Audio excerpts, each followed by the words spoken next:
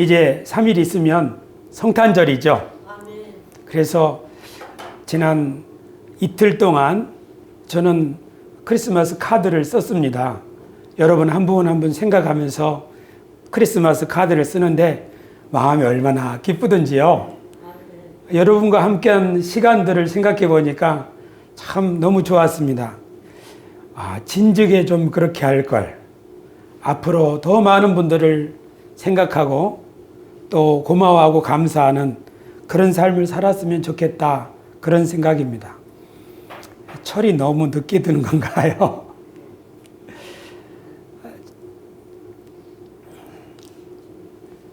한 해가 끝나가는데 잘못 살았다고 생각되는 것은 감사를 모르고 살았던 것 같아요. 한 집의 셋째 아들로 태어나 집안의 모든 사랑을 독차지하고 모든 주목을 받고 지금까지 살아왔습니다. 남은 생에는 사람들을 주목하는 삶을 좀 살고 싶습니다. 좀 지금까지는 나를 눈여겨봐달라고 그렇게 살았는데 이제는 한 사람 한 사람 세밀하게 살펴보는 인생을 살고 싶습니다. 지나간 세월이 아쉽지만 남아있는 시간이 또 있기 때문에 그렇게 살기를 소망합니다. 우리 한번 하늘에는 천사들이 노래하던 이 성탄의 절기에 땅에서는 누가 노래해야 되겠어요? 우리가 노래해야죠. 우리 서로 한번 노래합시다. 메리 크리스마스. 우리가 메리 크리스마스 할 때마다 천사들도 아멘 할 줄로 믿습니다. 3일 후에는 크리스마스입니다. 크리스마스는 기쁘다 구주 오셨네 이렇게 노래하죠. 구주는 구세주라는 말입니다. 구원자라는 뜻이죠. 세상을 구원하실 구원자가 태어났으니 우리 모두 기뻐합시다 하는 거죠. 성경에서 구원자라는 말은 본래 하나님께 쓰이던 말입니다. 하나님은 그 백성을 구원하시는 분이니까요. 성경을 통해서 한번 확인해 보겠습니다. 시편 106편 같이 한번 읽겠습니다. 시작. 애굽에서 큰 일을 행하신 그의 구원자 하나님을 그들이 잊었나니 그는 함의 땅에서 기사와 홍해에서 놀랄 만한 일을 행하신 이로다. 아멘. 하나님을 잊어버렸다. 하나님이 얼마나 놀라운 일을 하셨는지 잊어버렸다. 그렇게 하면서 구원자 하나님이라고 말합니다. 성경은 하나님을 구원자라고 말합니다. 여러분 믿으십니까? 그런데 그 하나님은 눈에 보이지 않지요. 그래서 이사야는 눈에 보이지 않지만 하나님 우리를 구원하신 분이다 이렇게 고백합니다. 같이 한번 읽겠습니다. 구원자 이스라엘의 하나님이여 진실로 주는 스스로 숨어 계시는 하나님이니이다. 아멘. 하나님이 스스로 숨어 계시는 분이기 때문에 하나님을 찾고자 하는 사람만 하나님을 만난다는 거예요. 그 교만한 마음에 하나님이 어디 있어? 그런 사람에게는 하나님이 자신을 숨겨버리시고 하나님, 간절히 주님을 찾는 사람에게는 하나님이 내가 여기 있다 하고 나타나 주시고 만나 주신다는 분이죠. 하나님은 이스라엘의 구원자입니다. 그런데 성경에서 또 다른 표현도 있습니다. 하나님은 이스라엘 백성들을 구원하기 위하여 모세를 구원자로 보내셨지 않습니까? 모세도 하나님이 보내신 구원자입니다. 이스라엘 백성들이 가나안 땅에 정착했을 때 이웃 나라들로부터 핍박을 받을 때에도 하나님은 사사들을 보내셨는데 이 사사들을 성경은 구원자라고 말합니다. 우리 같이 한번 읽겠습니다. 시작. 이스라엘 자손이 여호와께 부르짖음에 여호와께서 이스라엘 자손을 위하여 한 구원자를 세워 그들을 구원하게 하시니 그는 곧 갈렙의 아우 그나스의 아들 온니엘이라. 아멘. 여기 온니엘이라고 하는 사람, 하나님이 이스라엘 백성들을 구원하라고 한 구원자를 세웠다는 말입니다. 그러므로 구원자라고 하는 말은 하나님을 가리키는 말이에요. 구약에서 구원자는 이스라엘 백성들이 이웃 나라로부터 공경을 당하거나 종살이를 할 때 그들을 구원하는 역할, 그것이 구원자지요. 사람이 종살이를 하게 된다면 억압을 받고 사람 구실을 못하게 되지요. 그래서 구원해 준다는 것은 종살이 안 돼서 눌린 데서 자유를 얻는 것을 말합니다. 그래서 구원받는다 이 말은 이제 사람답게 살게 되는 것을 말합니다. 그러므로 저는 구원을 정의하기를 하나님이 처음부터 우리를 위하여 계획하신 참 인간의 삶을 회복하고 살아가는 것이다. 그렇게 저는 구원을 정의하고 있습니다. 기쁘다 구주 오셨네. 예수님은 우리를 구원하실 분이죠. 우리를 어떻게 살게 하신다고요? 사람답게 살게 하신다고요. 여러분 그걸 믿습니까? 그러므로 사람답게 살고 싶은 사람은 예수님을 구원자로 받아들이는 사람이에요. 아니, 예수님은 사람을 그렇게 구원하시는 분입니다. 그런데 예수님은 사람을 어떻게 구원하셨을까요? 제가 지난 금요일 밤 성경 공부를 지도하면서 우리 교회 한 집사님에게 묻기를 예수님이 우리를 어떻게 구원하셨습니까? 했더니 그 집사님이 말하기를 십자가로 구원하셨지요. 그렇게 얘기하더라고요. 우리가 주일학교에서 아이들에게 질문을 하면 이 세상은 누가 만들었죠? 그러면 하나님이요. 모든 대답을 하나님이라고 말하는 것처럼 우리를 구원하는 것이 십자가라고 즉각적으로 대답하는 거지요.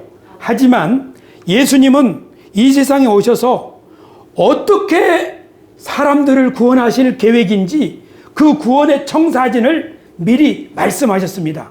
나는 이렇게 세상을 구원하겠다. 그것이 누가복음 4장에 있는 나사렛 회당에서의 설교 말씀입니다. 누가복음 4장 18절, 19절 말씀. 이 말씀은 예수님이 최초로 회당에서 하신 설교이며 이 말씀은 예수님이 앞으로 이 일을 하겠다고 하시는 공적 선언입니다. 예수님 사역의 청사진과 같습니다. 예수님이 이사야서를 펼쳐 읽으셨습니다. 같이 한번 읽겠습니다. 읽습니다. 주의 성령이 내게 임하셨으니 이는 가난한 자에게 복음을 전하게 하시려고 내게 기름을 부으시고 나를 보내사 포로된 자에게 자유를, 눈 먼 자에게 다시 보게 함을 전파하며 눌린 자를 자유롭게 하고 주의 은혜의 해를 전파하게 하려 하심이라 하였더라. 아멘. 이 말씀을 이사야서에서 펼쳐 읽어주시고는 이 말씀이 오늘 여러분 앞에서 이루어졌다. 그렇게 말씀하셨어요. 무슨 말씀인가? 하나님이 세상을 구원하라고 한 사람을 보내신다. 약속하셨는데 내가 지금 그 사람이다. 라고 말하는 거예요. 하나님의 성령이 나에게 임하셔서 하나님이 나를 가난한 자에게 복음을 전하라고 보내셨으니 이제 포로된 자는 자유를 누릴 것이요 눈먼 자는 다시 보게 될 것이요 그리고 눌린 자는 자유롭게 되고 하나님의 은혜의 해가 이제 시작되었다 라고 선포하라고 하나님이 나를 보내셨습니다. 여기서 말하는 은혜의 해는 구약 성경의 희년이라고 하는데요. 그때에는 모든 종들이 자유를 얻는 그런 해를 말합니다. 지금 예수님의 사역을 뭐라고 선포하시는 거냐면 하나님이 나를 뽑아서 보내셨는데 이제 새로운 세상이 시작되었다. 이 세상에서는 억눌린 자가 자유를 얻는 새로운 세상이다 라고 선포하는 겁니다. 주님이 회개하라 하나님의 나라가 가까이 왔다 하고 하신 말씀이 바로 이런 뜻이었던 것입니다. 그런데 이 하나님 나라에 대한 오늘 우리들의 신앙은 상당히 예수님의 말씀과 좀 동떨어진 면이 있습니다. 예수님은 우리들에게 하나님의 나라를 선포하시면서 이제 자유를 얻는 세상, 해방을 얻는 세상, 참으로 사람답게 살아갈 수 있는 세상, 그런 세상을 우리에게 주시려고 하나님의 나라를 보내셨는데, 하나님의 나라를 우리들이 오늘날 어떻게 착각하게 하시냐면, 하나님 나라는 이 세상이 아니고 죽어서 비로소 시작된다. 진짜 인생은 이 세상이 아니라 저 세상부터 진짜 인생이 시작된다. 그런 식으로 하나님의 나라를 착각할 수 있습니다. 이렇게 되면 하나님의 대리인으로 우리를 이 세상에 보내셔서 우리와 우리의 이웃과 우리의 후손들이 함께 아름다운 세상을 열어갈 꿈을 꾸기보다는 언제 예수님이 하늘로부터 천사들을 데리고 이 땅에 내려올 것인가, 그리고 우리를 그 세상으로 데려갈 것인가, 그것만을 바라보는 몽상가들이 되고 맙니다. 이렇게 되면 하나님의 대리인으로서 내가 해야 될 일을 잘 감당해야 될 이 임무는 소홀히 하고, 저 세상을 준비하는 자신이야말로 진짜 착하고 충성된 종이라고 착각하는 것입니다. 예수님의 달란트 비유에서 주어진 일을 성실히 감당하는 사람, 그들이 충성된 종이죠. 그러나 그것을 묻어버리는 사람, 그것은 악하고 게으른 종이죠. 우리 그리스도인들이 하나님께서 우리에게 줄로 지어준 구역, 우리의 교회와 우리 지역사회를 위하여 성실히 봉사할 사명을 왜 묻어버리게 되나요? 이 세상은 진짜 세상이 아니고 잠시 잠깐 살다가 없어질 세상이기 때문에 진짜 세상이 온다, 진짜 세상에 들어가야 된다, 이런 생각을 하는 한 이 세상에 책임 있는 하나님의 백성들, 이 세상을 구원할 하나님의 대리인들은 일어나기 어렵다. 저는 이 설교를 오랫동안 해왔습니다. 이 설교를 계속적으로 하는 이유는 무엇인가? 이것은 우리들의 생각 속에 이런 하나님 나라, 천국, 천당 사상이 하도 깊이 뿌리 박혀 있어서 우리들이 이 생각을 좀채로 바꾸기가 어려운 거예요. 저 목사님이 하나님 나라를 왜 저렇게 선포하지 하면서 때로는 불안해하기도 하는 거예요. 그러므로 우리는 예수님의 말씀을 통해서 예수님의 구원의 청사진, 예수님이 우리에게 보여주신 이 구원의 삶, 사역, 이런 것을 보면서 과연 주님께서 우리에게 주시려고 하는 세상, 주님이 말씀하신 하나님의 나라, 이것이 무엇인가 하는 것을 잘 배워야 하겠습니다. 할렐루야. 저희 청년 때는 이런 노래를 많이 불렀어요. 먼 하늘 이상한 구름만 떠도 행여나 우리 주님 오시는가 해. 그러니까 저 하늘에 구름만 봐도 주님이 구름 타고 오시나, 그렇게 휴거를 생각했습니다. 그러나 이제 그런 경건한 마음을 우리 마음속에 가다두고 담아둔 채로 성경을 다시 한번 공부하고 진짜 주님이 말씀하신 하나님의 나라가 뭔지 우리 두 눈을 비비면서 또 마음을 열고 하나님의 말씀을 새롭게 배워볼 수 있게 되기를 주님의 이름으로 축원합니다. 제가 땀 흘리며 설교하는 거 보이시죠? 좀 난로가 덥기도 하지만요, 제가 진심으로 이 말씀을 함께 나누고 싶은 거예요. 이해해 주시기 바랍니다. 누가복음에서 누가는 예수님이 하나님의 보내신 구원자로서 어떤 일을 하시겠다고 선포하신 청사진을 소개하고 있습니다. 그리고 나서 예수님이 그 일을, 구원의 일을 어떻게 하셨는가 하는 예수님이 하신 일을 소개합니다. 오늘 우리는 누가복음 5장에서 예수님이 세 가지 일을 행하셨는데 그 세 가지 일이 예수님의 구원과 어떤 관련이 있는지를 생각해 보겠습니다. 첫 번째는 나병 환자를 고쳐주신 일입니다. 두 번째는 중풍병자를 치료해 주신 일입니다. 그리고 세 번째는 세금 공무원 레위의 집에 가서 함께 잔치를 벌인 일입니다. 이 세 가지가 무슨 의미가 있는지를 여러분과 함께 생각해 보겠습니다. 예수님이 어느 동네에 가셨을 때 그 동네에 길에서 나병 환자를 만났습니다. 나병은 한센병이라고 하는데요. 옛날에는 문둥병이라고 했습니다. 문둥병에 걸린 사람이 예수님을 보고서 주님이 원하시면 저를 고쳐주실 수가 있습니다 하고 간절히 고침받기를 원했습니다.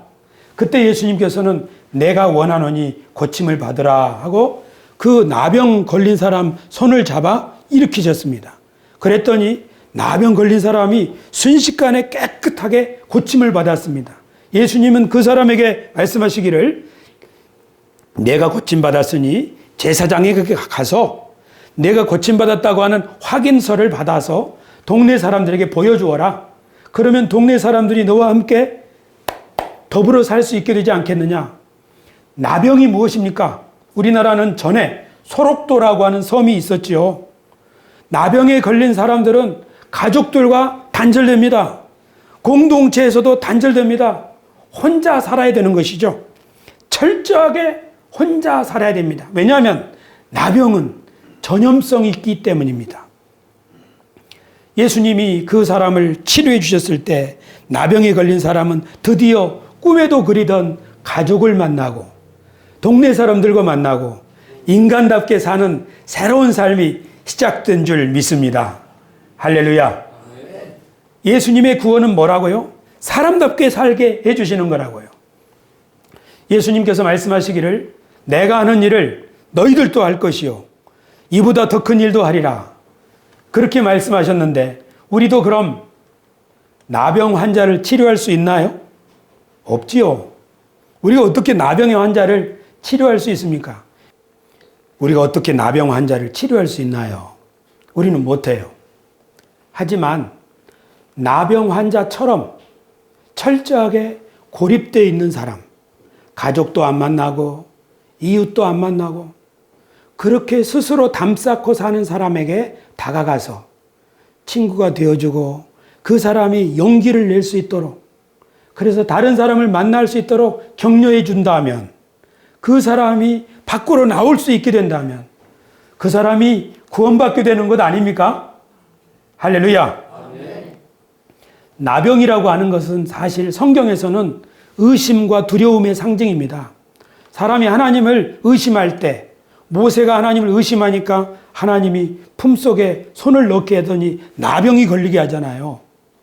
모세의 누나 미리암은 모세를 보고서 야, 네가 왜 그런 식으로 행하느냐 하면서 하나님이 지금 모세를 인도해 가고 있는데도 그걸 믿지 못하고 모세를 향해서 정죄할 때 하나님께서는 모세의 누나 미리암을 불러서 왜 그러느냐 하시고 미리암의 몸에 문둥병이 생기게 하셨어요. 성경에서 나병이라고 하는 것은 의심과 염려와 두려움, 그것을 상징하는 것입니다. 우리들도 살다 보면 의심과 염려와 걱정, 그런 것들 때문에 주저할 때가 있습니다. 용기를 내지 못할 때가 있습니다. 그때 주님 나를 구원해 주옵소서 하고 주님께 기도하고 나온다면 주님이 우리를 치료해 주실 줄로 믿습니다. 그뿐만 아니라 우리도 어떤 사람이 주저하고 있을 때, 어떤 사람이 염려하고 있을 때 그 사람에게 다가가서 하나님이 당신을 함께 하시고 도와주신다고, 나도 당신을 응원하니까 힘을 내라고요 하고 그 사람이 의심을 떨쳐버리고 두려움을 떨쳐버리고 일어설 수 있도록 도와준다면 그 사람이 구원받는 것 아닙니까? 할렐루야. 예수님은 하나님의 대리인 구원자로 이 세상에 오셔서 그렇게 한 나병 환자를 구원하셨습니다. 오늘 우리 교회도 하나님의 대리인입니다. 우리들도 어떤 한 사람이 스스로 외롭게 스스로 담싸고 지내고 있다면 그 한 사람을 구원할 수 있는 하나님의 대리인이 될 수 있다는 사실을 믿습니까? 우리 서울 나눔교회 이재원 목사님 교회 페이스북에 성탄절에 이웃에 있는 어려운 아이들을 불러다가 잔치를 벌여주는데 그 잔치 준비하느라고 밤 늦도록 준비하다가 라면을 먹었다고 하는 그 사진을 봤어요. 야, 서울 나눔교회 정말 잘하는구나. 그 라면 국물을 볼 때 야, 서울 나눔교회에 있는 이 아름다운 마음이 저에게도 오는 것 같아요. 교회는 바로 그런 곳 아닙니까? 가난한 사람, 외로운 사람, 힘든 사람, 아니 용기가 없어 참아 날 좀 도와주세요 라고 말할 수도 없는 사람, 그런 사람들을 찾아서 힘내라고 파티 열어주는 교회, 저는 서울 나눔교회가 참 잘하고 있다고 생각합니다. 우리 새소망 교회도 하나님의 대리인으로서 그렇게 해봅시다. 우리가 교회에서도 하고 우리 개인적으로도 그렇게 한다면 주님이 나병 환자를 일으키신 것처럼 우리들도 하나님의 대리인으로서 그런 삶을 살 수 있다는 사실을 믿으시기를 축원합니다. 두 번째 일을 소개합니다. 예수님이 한 집에 가셨을 때 사람들이 많이 모였지요. 그런데 그 동네에는 중풍병자가 있었습니다. 이 사람은 남자인데요. 중풍에 걸려서 꼼짝없이 누워있는데 이 사람의 친구들을, 그들이 예수님께 가면 고침받을 수 있을 거라 생각하고 친구를 데리고 예수님 계신 집에 갔습니다. 하지만 이미 사람들이 너무 많이 와 있기 때문에 예수님을 만날 수 없지요. 이 네 사람의 친구는 자기 친구를 데리고 스라브 지붕 위로 올라가서 얼기설기 쳐 있는 그 지붕을 뜯고 요에 친구를 누인 채로 공중에서 달아내렸어요. 그러니까 예수님이 그 방 안에서 말씀을 전하시다가 지붕이 열리면서요, 한 사람이 요에 달려서 내려오는데 예수님 앞에 누워 있지요. 보니까 어떤 환자예요? 꼼짝없는 중풍병자지요. 근데 주님이 그 사람을 보시면서 이 사람아 내 죄 사함 받았느니라 그렇게 말씀하신 거예요. 그런데 그 말을 듣고 있던 사람들 중에 뭐? 죄 사함을 받았다고? 아니 이 나사렛 예수가 어떤 사람인데 사람한테 죄 사함을 해주는가? 하나님만이 하실 수 있는 일을 이가 하고 있는 거 아닌가? 마음속으로 그렇게 생각하고 있었습니다. 그런데 사실 예수님의 말씀은 처음 본 환자에게 적절하지 않는 말씀처럼 보입니다. 중풍병자를 처음 만났을 때 어디가 아픈가? 몇 년 동안 이렇게 고생했나? 언제부터 이랬나? 하고 물어보지도 않고 자네가 낫기를 원하는 거야? 이런 말씀도 물어보지 않고 대뜸 첫 번째 하시는 말씀이 이 사람아 죄사함을 받았네 그러는 거예요. 왜? 예수님은 그 중풍병자 환자에게 그렇게 죄사함을 받았다고 죄 용서를 말씀하셨을까요? 이 중풍병자를 저는 생각해 보았습니다. 젊은 사람이 중풍에 걸려 있습니다.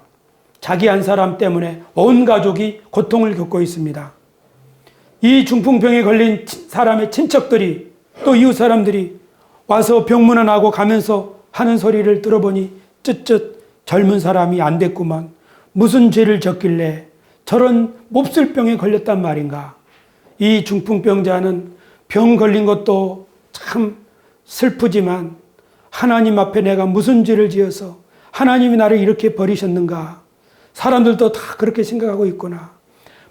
병 걸린 것보다 더 처참하고 참 안타까운 것은 하나님께 버림받았다고 하는 사실입니다. 하나님이 나를 버리셨어. 하나님이 나를 돌보지 않는 거야. 나는 하나님께 큰 죄를 지어가지고 이런 벌을 받는 거야. 그런 생각을 하면서 아마 살았던 것 같습니다. 그래서 예수님이 그 사람을 보자마자 첫 마디가 그거예요. 이 사람아, 하나님이 자네 죄를 용서하셨다네. 벌떡 일어나라고 그만. 그렇게 말씀하신 거예요. 예수님이 그 하나님께로부터 버림받았다고, 하나님이 나 자신과 자기 가문은 돌보지 않는다고, 다른 사람에게는 복을 주실지 몰라도 나의 인생과 우리 집에는 하나님이 복을 주시지 않는다고 그렇게 생각하는 사람에게 그렇지 않다. 하나님이 당신을 죄 용서하셨다고 벌떡 일어나라고 그렇게 할 때 이 사람은 중풍병에서 고침을 받기 이전에 자기 마음을 누르고 있던 그 죄책감, 사람들의 말, 사회적 편견 때문에 나는 버림받은 사람이야. 나는 저주받은 인생이야. 나는 실패한 사람이야. 하나님도 나를 버리셨어. 그런 생각을 가지고 있던 이 응어리가 예수님 말씀을 들을 때 확 풀어진 줄로 믿습니다. 믿으시면 아멘 합시다. 그리고 예수님은 그 사람을 그 자리에서 고쳐주셨습니다. 우리는 중풍병에 걸린 사람을 일으킬 수 없습니다. 하지만 사람들의 편견이나 또는 자기가 착각하고 오해해서 스스로 자기 자신을 사회와 담쌓고 스스로 실패한 인생이라고, 우리 가정은 저주받았다고 그렇게 생각하고 있는 사람에게 찾아가서 그렇지 않다. 하나님은 당신과 함께 계시며 당신을 사랑하신다. 그렇게 그 사람의 오해를 풀어주어서 그 사람이 자기 자신에 대한 부정적인 생각, 어두운 생각을 떨쳐버리고 자리에서 일어날 수 있게 도와준다면 예수님의 중풍병자를 치료해 주신 것과 다를 것이 있겠습니까? 없지요. 하나님의 구원에 동참하게 되는 줄 믿습니다. 예수님께서는 진리를 알지니 진리가 너희를 자유케 하리라. 우리들이 진심으로 구도자가 되어서 하나님이 얼마나 좋은 분인지를 알게 된다면, 하나님이 우리에게 주신 이 세상이 얼마나 놀라운 축복인지, 그리고 하나님이 얼마나 우리와 함께 계시고 우리를 어떻게 생각하고 있는지 성경을 통해서 바르게 이해하게 된다면, 그리고 우리와 우리 자손들의 미래를 위해서 하나님이 어떤 것을 계획해 놓고 계시는지를 우리가 확실히 알고 믿게 된다면 우리 마음에 얼마나 희망과 기대가 샘솟겠습니까? 이것이 진리의 말씀의 핵심인 줄로 믿습니다. 이처럼 우리들이 하나님의 대리인들이 되어서 하나님의 말씀을 바르게 배우게 된다면 우리 스스로 이렇게 당당하고 기쁘고 이렇게 사람을 살리는 하나님의 구원에 동참할 수가 있게 될 줄 믿습니다. 그것이 얼마나 보람있고 유익한 일이 되겠습니까? 할렐루야! 우리 다 같이 중풍병에 걸린 사람 같은 그런 사람을 일으킬 수 있는 사람이 됩시다. 먼저 내가 일어나야겠죠. 그러나 우리는 주님이 우리와 함께 계시고 우리를 위해 놀라운 계획을 갖고 계시고 오늘도 우리 가운데서 일하고 계신다는 사실을 믿음으로 고백할 때마다 일어날 줄로 믿습니다. 내가 일어나면 자녀들도 일어납니다. 내가 일어나면 내가 사랑하는 이도 일어납니다. 할렐루야. 마지막 세 번째입니다. 예수님은 길을 가시다가 한 사람을 만나셨습니다. 그 사람은 세금 공무원입니다. 오늘날 우리들은 세금을 은행에 가서 냅니다. 그렇죠? 하지만 예수님 당시에는 세금을 거두는 사람이 동네 어귀에 이렇게 앉아 있으면 그 동네를 드나드면서 사람들이 세금을 갖다 냈었던 거지요. 근데 그 세금 공무원 레위라고 하는 사람이 그 세금 걷는 자리에 앉아 있을 때 예수님께서 가셔서 나를 따르라 그렇게 말씀하셨습니다. 예수님이 누군가를 향하여 나를 따르라 하셨을 때는 내가 자네를 내 제자로 맞이하겠다 하는 뜻입니다. 예수님이 베드로에게 나를 따르라 하셨던 것처럼 이 세관 공무원에게 나를 따르라고 하신 거지요. 세금 공무원은 동네 사람들의 생활 형편을 잘 아는 사람입니다. 동네에서 어떤 소문이 일어나고 있는지 잘 아는 사람입니다. 예수님에 대한 소문도 많이 들었을 것입니다. 그런데 그 예수님이 하나님으로부터 오신 분이 자기에게 찾아와서 나를 따르라 할 때 이 레위 세리는 자신의 직업을 버리고 예수님을 따라 나서기로 결단을 했습니다. 참 큰 결단이죠. 그리고 그동안 함께 했던 친구들을 초청했습니다. 예수님의 제자가 된 것을 기념하고 예수님이 나를 불러주셨으니 예수님 오늘 저녁에 우리 집에서 잔치를 열겠습니다. 예수님과 제자들 오십시오. 그리고 제 친구들도 불러서 제가 예수님의 제자가 된 기념으로 한턱 쏘겠습니다 하고 잔치를 벌였습니다. 그랬더니 이 세금 공무원의 친구들이 다 모여들어서 그날 저녁에 잔치를 벌였습니다. 그런데 그것을 탐탁지 않게 바라보고 있던 사람들이 있었습니다. 누가는 그 상황을 이렇게 설명합니다. 우리 다 같이 한번 볼까요? 스크린을 보고 읽겠습니다. 시작. 이것을 본 바리사이파 사람들과 그들의 율법 학자들은 못마땅하게 생각하여 예수의 제자들에게 어찌하여 당신들은 세리와 죄인들과 어울려 먹고 마시는 것입니까? 하고 트집을 잡았다. 이것은 공동번역 성경으로 본 말씀입니다. 여기 나오는 바리사이파 사람들, 율법학자들, 이런 사람들은 당시의 종교 지도자들입니다. 대표적인 종교인들이죠. 종교인들이 지금 트집을 잡은 거예요. 뭘 트집을 잡은 겁니까? 예수님과 제자들이 왜 세리와 죄인들과 함께 어울리는가 하는 것입니다. 저 사람들은 죄인들인데 왜 죄인들과 어울리느냐 이겁니다. 이때 당시에 종교인들은 왜 세리를 가리켜서 죄인이라고 불렀을까요? 그들이 보기에 저 사람들은 하나님의 말씀을 지키지 않고 회당에 나와서 하나님의 말씀을 배우지도 않고 그렇기 때문에 함께 어울려서는 안 된다고 생각한 것입니다. 특별히 세리들은 로마의 앞잡이, 로마의 부역자라고 생각했던 것입니다. 우리 교우들 가운데는 제정시대를 지내신 분도 계시죠. 부역자라는 말이 있습니다. 부역자가 뭡니까?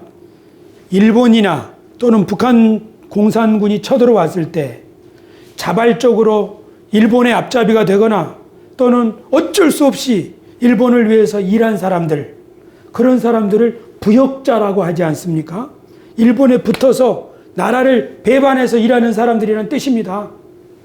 그런데 지금 세리, 레위 같은 사람, 세리들이 바로 그런 취급을 받는 사람들이죠. 실제로 그런 형편에 있죠. 그러니까 회당에서 하나님께 예배하고 성경을 배우는 사람들이 모여 있을 때 세리가 그들 무리 가운데 함께 참석할 수가 있겠습니까? 아마 상상하기 어려울 것입니다. 그런 거룩한 곳에는 함께 하기가 어려울 거라고 생각했을 것입니다. 그래서 그 사람들을 이 종교인들도 저 사람들은 세상 사람들이다. 저 사람들은 우리랑 다르다. 그렇게 차별하면서 함께 어울리지 않았던 것이죠. 예수님 당시에 종교인들이 그랬던 것처럼 오늘 우리들도 사람들을 믿는 사람과 안 믿는 사람으로 나누어서 대할 수도 있습니다. 주일 성수를 하는 사람과 주일 성수를 하지 않는 사람, 그렇게 의인과 죄인, 신자와 비신자, 그렇게 사람을 차별할 수도 있습니다. 어떤 사람은 주일날 교회에 나올 수 없는 형편에 있는데 교회에 나오지 않는 사람, 그렇지 못하는 사람은 우리가 본능적으로 저 사람은 세상 사람이다. 또는 마땅히 해야 될 의무를 행하지 않는 사람이다. 이런 비난과 정죄의 눈길로 바라볼 수도 있다는 사실입니다. 하지만 예수님은 그렇게 세리와 당시의 죄인들이라고 칭함을 받던 사람들을 그렇게 대하지 아니하시고 어떻게 사람을 대하셨냐면 나는 병든 사람에게 도움을 주는 의원과 같은 사람이다. 예수님은 사람을 볼 때에 저 사람이 어떻게 회복되어져야 될까? 그것을 바라보셨던 거죠. 하지만 당시의 종교인들이 봤을 때는 저 사람이 회당에 오는가 안 오는가가 중요했죠. 예수님은 사람을 바라보실 때 그 사람이 사람답게 살 수 있도록 회복하는 것이 먼저 중요하다고 생각하시는 거죠. 무엇이 중요합니까? 교회 와서 예배 드리는 것이 중요합니까? 아니면 그 사람이 사람답게 살도록 회복하는 것이 중요합니까? 둘 다 중요하죠. 그러나 우리는 사람을 교회로 데리고 와서 이 사람이 예배를 드려야 사람답게 살아갈 수 있다.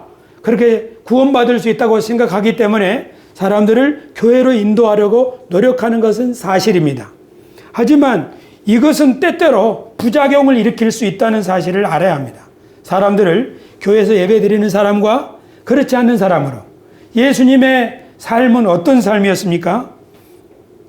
이 사람이 회당에 오느냐 안 오느냐, 이 사람이 율법을 지키냐 안 지키냐, 그것을 먼저 따지는 것이 아니라 그 사람이 사람답게 살 수 있도록 도와주는 일에, 진실한 친구가 되어주는 일에 먼저 힘을 기울이셨다는 사실을 우리는 생각해야 하겠습니다. 할렐루야. 우리 인생에 진짜 필요한 일은 사실 진실한 친구 한 사람입니다.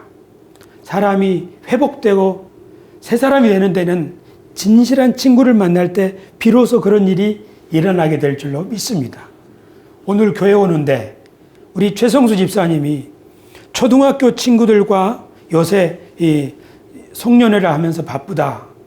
그러면서 이 70년 된 친구들 만난 이야기를 하시더라고요.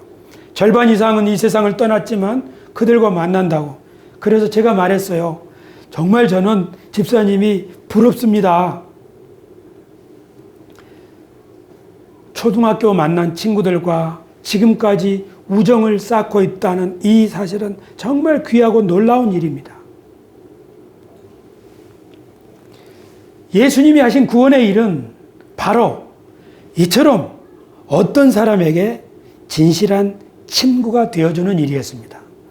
하지만 그 일을 당시의 종교 지도자들이 보았을 때는 왜 저렇게 하는 거야? 당신네들은 왜 세리와 죄인들을 친구가 되어서 먹고 마시고 그러는 거야?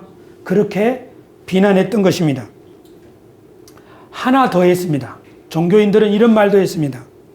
그들이 예수께 말하되 요한의 제자는 자주 금식하며 기도하고 바리새인의 제자들도 또한 그리하되 당신의 제자들은 먹고 마시나이다. 이제 예수님께 직접 따지는 거죠. 세례 요한의 제자들도 항상 금식하고 정기적으로 기도하고 또 우리 바리새파 제자들도 그렇게 금식도 자주 하고 기도도 많이 하는데 왜 예수님 당신의 제자들은 맨날 먹고 마시기만 합니까? 잔치만 벌이고. 신앙인이라면 정기적으로 예배하고 기도하고 금식하고 이렇게 생활해야 되는데 왜 그렇게 사느냐 하는 거죠. 그런데 예수님은 그 사람들에게 다른 이야기를 하셨어요. 지금 상황을 비유로 설명하자면 신랑이 와서 잔치를 벌이고 있는데 신랑이 친구들한테 야, 이 잔치 자리에서 우리 금식하자. 피로연해서 우리 먹지 말자고 얘기하면 되겠습니까? 안 된다는 거지요. 피로연에 갔으면은 주례사는 못 들었어도 뷔페는 먹어야죠. 그렇죠. 신랑 신부 입장은 못 봤어도 뷔페는 먹어야죠. 그런데 지금 예수님이 그렇게 말씀하시는 거예요.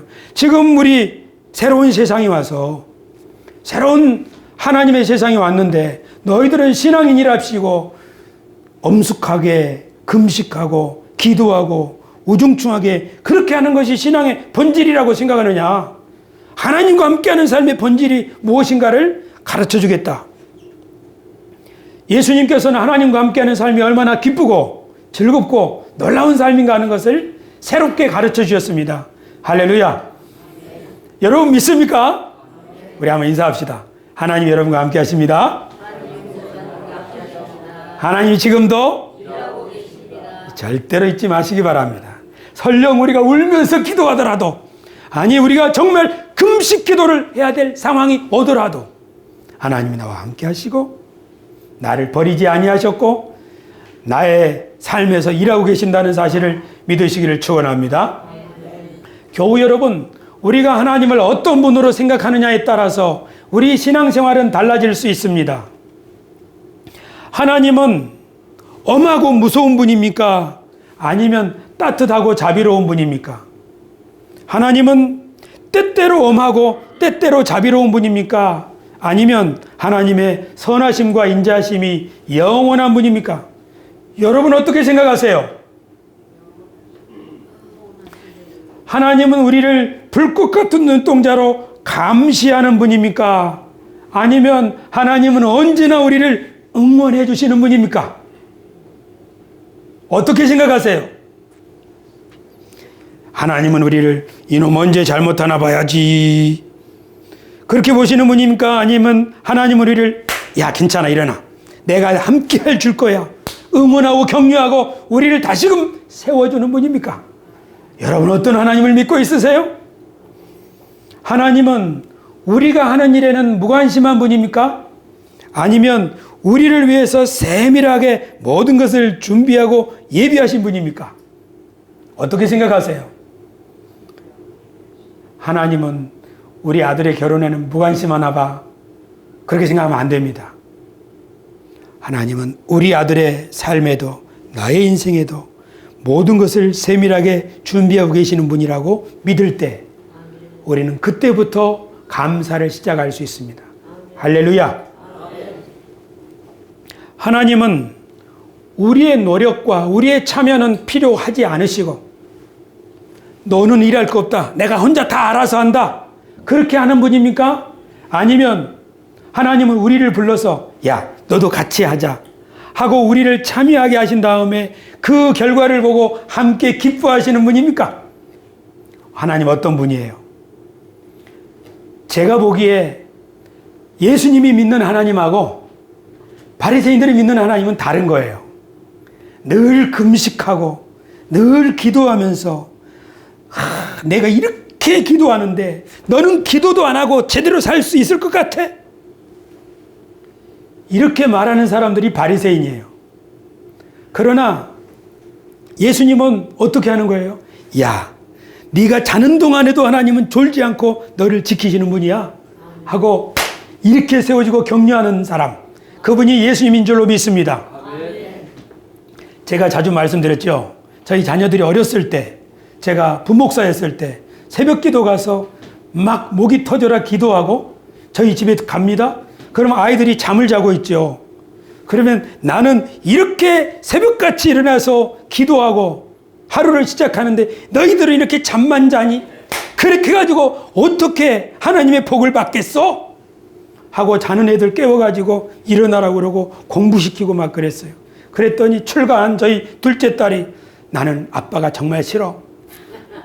아빠는 화낼 때만 공부를 시키더라고. 그러니까 화났을 때만 공부를 시킨다는 거예요. 그래서 자기는 절대 공부를 안 했다는 거예요. 왜 기분 좋을 때 공부를 안 시키고 아빠가 화내가지고 책가방 검사하고 숙제 검사하고 해가지고 애들 눈물 다 빼놓고 공부를 시키냐 이거예요. 그래서 공부의 경험이 정말 괴로운 일인 거죠. 여러분 이렇게 못난 사람 어디 있어요? 여러분 앞에 서 있어요. 지가 혼자 새벽기도 했으면 했지. 제가 너무너무 오랜 세월 동안 이렇게 살았어요. 내가 기도하면 할수록 하나님은 나를 도와주실 거야. 내가 철야하고 새벽기도하고 그래서 하나님 나를 복 주실 줄 알았어요. 그런데 눈 뜨고 바라보니까 이것들은 잠만 자네. 게임만 하고 있네. 그러니까 얼마나 이것들의 미래가 걱정되겠어요. 지금 바리새인들이 예수님의 제자들 보고 그러는 거예요. 아니 세례 요한의 제자들도 자주 금식하고 기도하고 바리새파 제자들도 금식 자주 하고 기도하는데 당신 제자들은 맨날 먹고 마시고 있는 먹기를 탐하는 자들 아니요? 왜 그래요? 바리새인들이 생각하는 하나님하고 예수님이 믿는 하나님은 다른 거예요. 다시 여러분에게 질문합니다. 하나님은 엄하고 무서운 분입니까? 아니면 선하고 자비로운 분입니까? 하나님은 때때로 선하고 때때로 엄합니까? 이랬다 저랬다 하는 분입니까? 아니면 항상 선하심과 인자하심이 영원한 분입니까? 우리 자녀들이 제일 싫어했던 거 두 번째, 아빠는 좋을 때는 한없이 좋다가 나쁠 때는 또 갑자기 예고도 없이 그렇게 나빠진다고. 이렇게 하니까 아빠를 믿을 수가 없다고. 이게 왜 그래요? 제가 더 젊었을 때 믿었던 하나님, 제가 생각했던 하나님, 그 신앙 때문에 그렇게 된 거 아니에요. 그죠? 하나님은 늘 우리를 감시하는 분입니까? 그래서 혹시나 우리가 죄 지으면 이런 분입니까? 아니면 하나님은 항상 우리를 응원하고 격려해 주시는 분입니까? 하나님은 어떤 분이에요? 여러분의 기도를 들어보면 여러분이 어떤 하나님 믿고 있는지 다 알 수 있어요. 기도는 그 사람이 믿는 하나님에 대한 언어의 표현입니다. 그러니까 여러분 기도를 한번 잘 생각해 보세요. 하나님은 우리가 하는 일에 무관심한 분입니까? 아니면 우리가 하는 모든 일에 대해서 세밀한 계획을 가지고 준비해 놓고 계시는 분입니까? 하나님이 우리 일에 무관심한 분이라면 하나님이 나를 무관심하니까 내 인생 내가 살아야 해요 하고 모든 거 혼자 고민할 거예요. 왜냐하면 하나님이 내게 무관심하니까. 그러나 하나님이 내 길을 예비하시는 분이라면 하나님, 지금은 상황이 이렇지만 주님이 알고 계시지요. 주님이 예비하고 계실 줄 믿습니다 하고 수를 생각하고 인내하고 기대하면서 용기를 내가지고 살아갈 수 있어요. 동의하시면 아멘 합시다. 아멘. 여러분에게 왜 하나님의 말씀을 가르치는가? 제가 믿는 하나님은 전에는 그런 하나님 믿었어요. 그러나 지금 하나님의 진리의 말씀을 새롭게 배우고 나니 하나님은 나는 필요 없고 하나님 혼자 다 하시는 것이 아니라 나를 불러서 야, 너 같이 하자. 내가 너를 보내려고 한다. 내가 너를 통해서 일하려고 한다 하고 하나님의 일에 저를 초대하시는 분이라고 하나님의 경륜의 말씀을 통하여 새롭게 이해했으니 이 하나님을 믿고 이 하나님의 부르심에 응답하여 사는 길은 행복한 삶인 줄로 믿습니다. 그러니 여러분, 저와 함께 우리 하나님을 새롭게 배워야 하지 않겠습니까? 할렐루야. 하나님을 새롭게 배운 즉 인생이 새로워지더라. 그러나 하나님을 새롭게 배우지 않으면 자기 팔자대로 사는 겁니다. 팔자가 뭡니까? 자기 생각에 그 사람의 팔자입니다. 그러나 하나님의 말씀이 그 마음속에 들어가면 그 사람의 생각이 바뀌어지죠. 하나님이 새롭게 이해되고 자기가 새롭게 이해되어지고 세상이 새롭게 바라보아지지요. 바로 그 순간 팔자가 바뀌는 줄 믿습니다. 할렐루야. 그래요.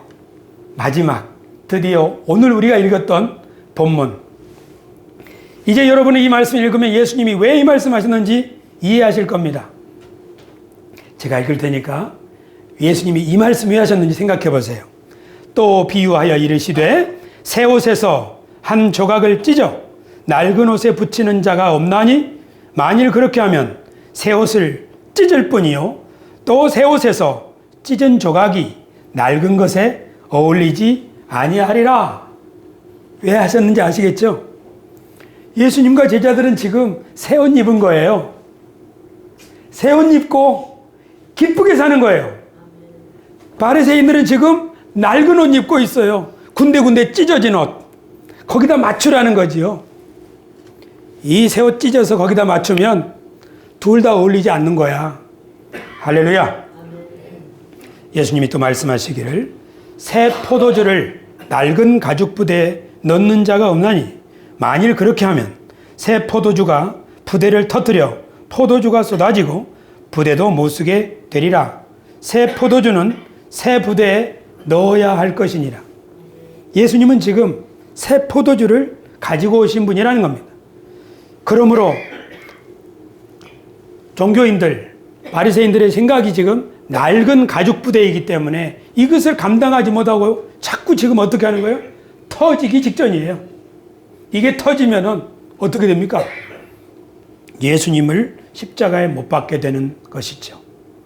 교우 여러분, 성탄절에 우리는 예수님이 구세주, 구원자라고 배우고 노래합니다. 그 구원자는 우리를 건져준다는 말이고 우리를 억눌린 데에서 풀어준다는 뜻입니다. 그래서 우리를 사람답게 만드는 것이지요. 예수님은 그 일을 선포하셨고 세 가지 일로 보여주셨습니다. 하나는 나병에 걸린 사람을 치료하여 주셔서 모든 사람들로부터 단절된 그 사람이 이제는 모든 사람과 소통할 수 있는 인간이 되게 해주셨습니다. 중풍병에 걸린 사람을 고쳐주셨습니다. 그리고 스스로 생각과 다른 사람이 자신에게 주입해준 그 생각의 틀에 갇혀있는 사람을 자유롭게 하셔서 병도 고침받을 뿐 아니라 나는 저주받은 자가 아니야. 나는 하나님께 버림받지 않았어. 하나님은 나를 용서하셨고 나에게 새로운 미래를 주시는 거야. 그런 삶을 살 수 있도록 바꾸어 주셨는데 우리들도 이 일 하라고 하나님이 부르신 줄로 믿습니다. 세 번째, 예수님께서는 사회적 편견과 종교적 편견으로 따돌림을 받고 있는 세리와 죄인들을 죄인들이라고 불리던 사람들에게 다가가서 친구가 되어주셔서 그들이 사람답게 살 수 있도록 하나님을 바르게 이해할 수 있도록 도와주셨습니다. 그리고는 예수님을 오해하는 사람들에게 낡은 옷에 새 옷 찢어 붙일 수 없다. 낡은 가죽 부대에 새 포도주를 담을 수 없다. 그렇게 말씀하시면서 예수님이 가르치고 있는 이 복음을 절대 양보할 생각이 없다는 사실을 명확하게 하신 줄 믿습니다. 저도 과거로 돌아가고 싶지 않습니다. 저희 자녀들을 또다시 율법주의의 굴레로 얽어매는 몹쓸 아버지가 되고 싶지 않습니다. 저는 하나님의 은혜의 복음과 하나님의 경륜의 말씀을 통하여 훨훨 날아서 하나님이 내 인생의 미래를 위해서 예비해 놓으신 그 충만한 새로운 삶을 살기를 결심합니다. 할렐루야. 저는 여러분에게 그 삶을 함께 살자고 초대하는 거예요. 예수님이 마지막으로 이 말씀하고 마치셨습니다. 이렇게요. 같이 한번 읽으실까요? 시작. 묵은 포도주를 마시고 새 것을 원하는 자가 없나니 이는 묵은 것이 좋다 함이라. 아멘. 이해하시겠어요? 누구한테 하시는 말씀이겠어요? 바리새인들에게 하는 말이에요. 묵은 포도주, 옛날부터 먹은 낡은 자기들에게 익숙한 그 묵은 포도주를 마시던 사람이 새 것을 원하는 자가 없나니, 왜냐하면 우리는 이것이 좋아. 우리는 이것이 좋아. 그렇게 한다는 거예요. 예수님은 지금 그 상황을 설명한 거라고 저는 생각합니다. 우리는 지금 어떤 것일까요? 우리는 예수님이 우리에게 다가오시는 새로운 복음, 은혜의 복음, 하나님의 경륜의 말씀을 받아들이려고 하고 있나요?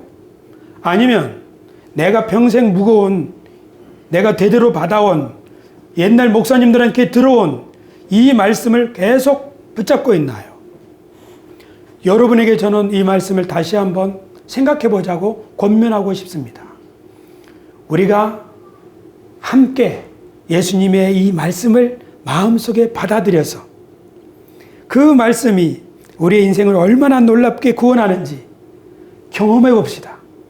그리고 예수님처럼 우리도 어떤 한 사람을 일으킬 수 있고 어떤 한 사람에게 진실한 친구가 될 수 있는 그런 새 시대를 위한 하나님의 구르터기 교회, 하나님의 대리인들이 되기를 예수님의 이름으로 축원합니다. 기도하겠습니다.